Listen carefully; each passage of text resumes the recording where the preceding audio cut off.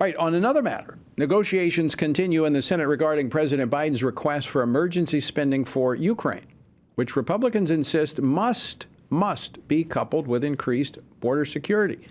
Now, I actually talked to the Speaker of the House, Mike Johnson, about this today, and he also met with Republican senators today and has indicated that he does support additional aid to Ukraine if coupled with effective border security measures to counter the Biden administration's disastrous handling of the border. So what can we expect in these negotiations? Will Senate Republicans hold the line?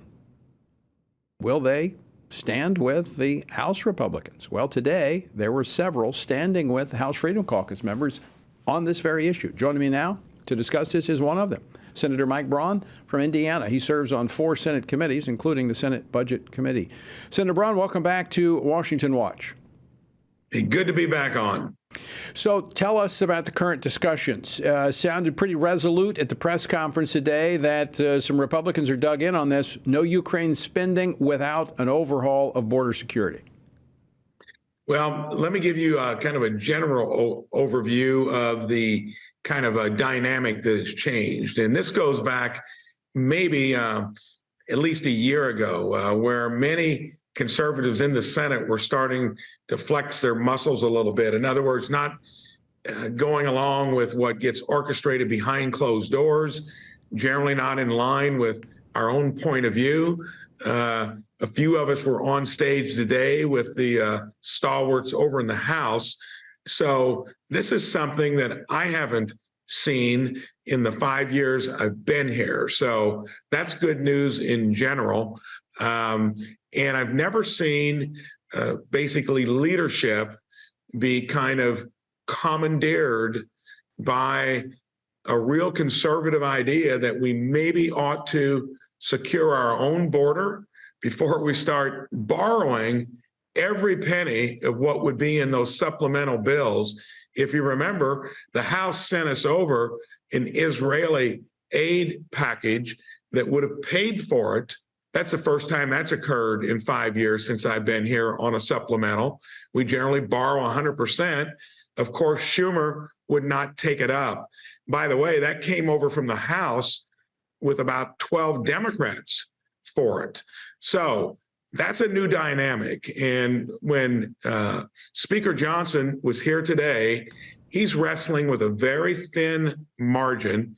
It's not going to be easy for him to get this stuff through, but we on the conservative side in the Senate steering committee, and that number is growing too, by the way, we're finally coalescing around something to where it's the first time I've seen a real issue that's important to conservatives leapfrog in front of the typical borrowing and spending that we do behind closed doors, and that would be these supplemental foreign aid bills. The Israeli package has got near unanimity. The Ukrainian package, not the case. You got a Taiwan package in there. Generally, that all gets done. 10 to 12 Republicans go along with every Democrat. It's a fait accompli. It's a different dynamic this time. So, Senator Braun, let's talk a little bit specifics when it comes to the border, because the Biden administration actually requested more funding for border, but it's really not a funding issue. I mean, if you're just going to hire more border agents, give them a pay raise, add a little more technology, if you don't change your policies, what are you going to fix? And that is actually even worse because that was deceptive, asking for more to complete a border wall that should have been done a long time ago. Then they did it. I think they spin it both ways. To their own base, they said, well, we had to do it. And then to the middle, which is getting increasingly disgruntled with the open border policy, they try to spin it a different way. So, yes, well-made point. Until the policies change, and that's not too difficult, go to what was working in the Trump administration. We were down to record low crossings. There wasn't even a category called gotaways then. And they have gambled that long-term politically, every illegal immigrant will become a voter someday. It's all starting to fall apart.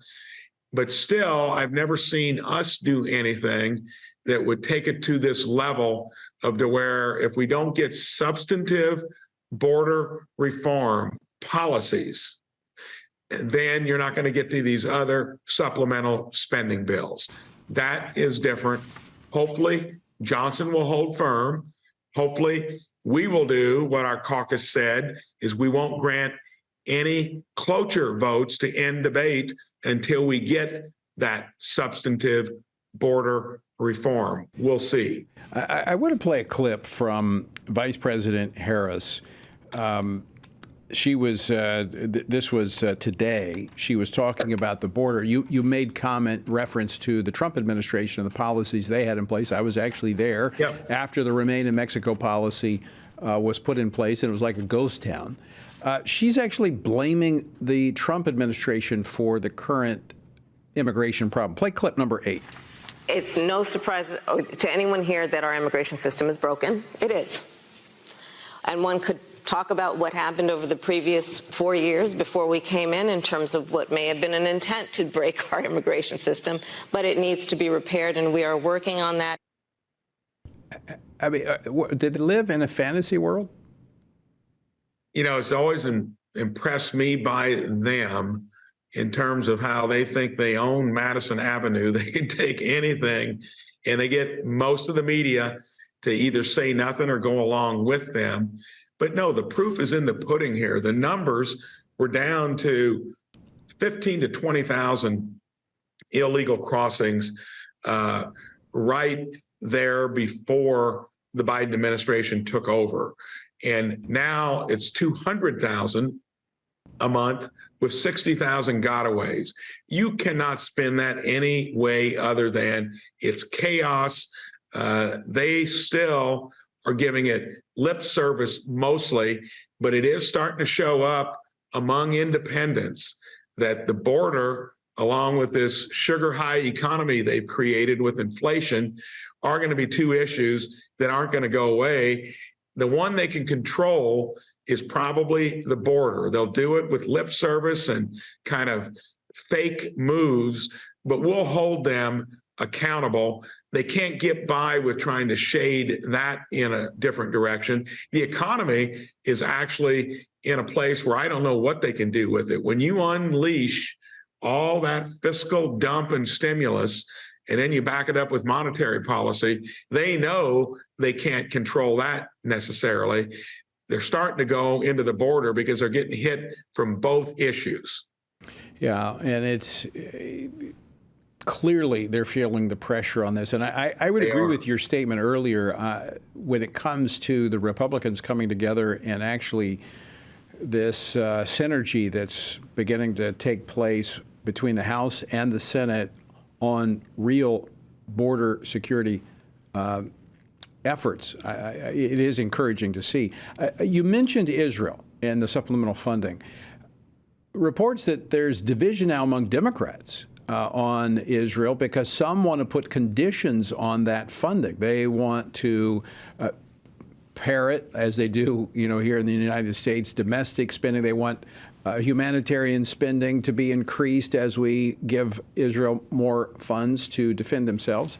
And they also want a promise that it's going to reduce civilian casualties. Israel will reduce civilian casualties. Hamas is the one that's not letting people go. So what is going to be the outcome there when it comes to support for Israel?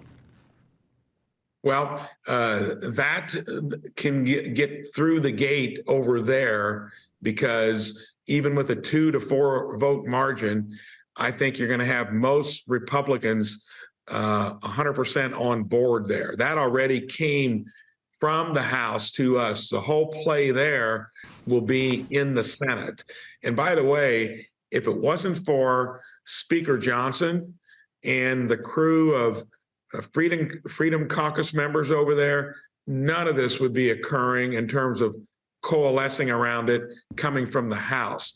So here, what you mentioned, there is discord among Democrats. I don't know you'll see much of that in the Senate.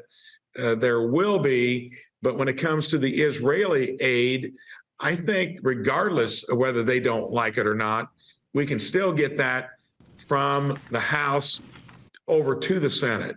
Then it'll be a question, what does Schumer do with it? Because we would need 11 Democrats to go along with whatever the House sends over. So if it's enough discord over there on the progressive side, that could impact what Schumer decides to do, but it's still in the total calculus of what independents are now starting to say in the political marketplace, and they don't like either the border or the economy. That will be taken into consideration. Maybe they'll do something they don't want to do. It remains to be seen. The dynamics are very interesting. And you're right. There may be some things that they're forced to do, and I actually think the border security is one of them. They don't want to touch it. They don't want to do it, but they're going to be forced to if they want this additional funding for Ukraine. Senator Braun, I want to thank you for joining us. Always great to see you. Thanks so much for standing firm there in the Senate.